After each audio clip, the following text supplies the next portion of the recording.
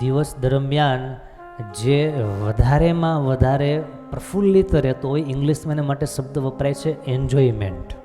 Enjoy જે પોતાના જીવનને કરી શકતો હોય એને ક્યારેય એન્જિયોગ્રાફી કરવાની જરૂર ન પડે. સમજાય? અને એન્જિયોગ્રાફી એટલે શું?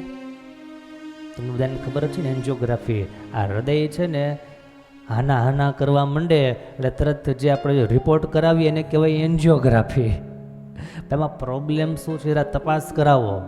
તો હૃદય જેટલું પ્રફુલ્લિત હશે એટલું એ હૃદય જીવનના છેલ્લા શ્વાસ સુધી સારામાં સારું કામ કરશે. અને એમાં જેટલો વધારે ભાર લઈને, વજન લઈને ફેરા કરશું એટલું એ મશીન દબાતું હાલશે, બેહતું જશે. પછી જીવન જીવવાની મજા નહીં આવવા દે.